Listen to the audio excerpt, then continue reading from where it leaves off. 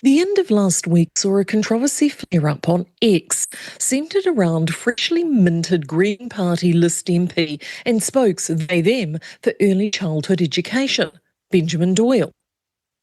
Doyle left his role at the Burnett Foundation, peddling explicit, inappropriate messaging to the rainbow masses, to enter our house after the tedious departure of Darlene Tana.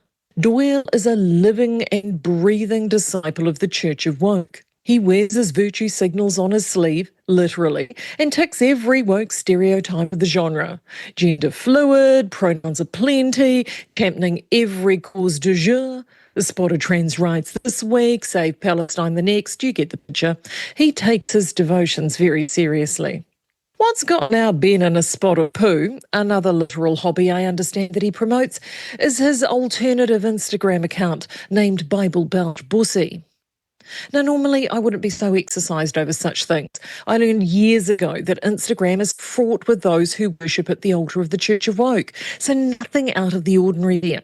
But it was the images of a young child with coded comments and symbols pointing to more deviant sexual behaviours that make this much more concerning. Remember, Doyle is the spokes they-them for early childhood education. This story broke Friday on X via the account Holy Heka Tui Teka and followed up by Annie O'Brien. So I went on watch to see what legacy media had to say on the latest Green Party scandal. And what about a statement from the Greens themselves? Chloe, anybody? Yep, you guessed it, crickets.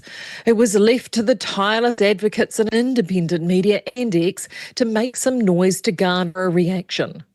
The one exception, again, was Deputy Prime Minister Winston Peters, who made comment on X, concluding his post with, "The silence from the Green Party leadership among the swirling allegations and innuendo online is deafening.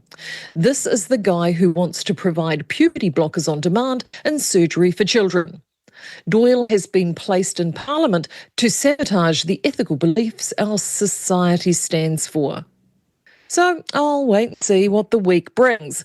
Will the silence be broken, or will the Greens and their mates in legacy media pray for a bigger story to sweep this one away? I actually suspect there were tears of joy from the subbies as news of earthquakes came down the wire. All I know is if this were a member of Parliament whose colours weren't green and wasn't a fully ordained disciple of the Church of Woke, we would have had more stories and outrage than lacklustre school lunches or Destiny's Church visiting a library.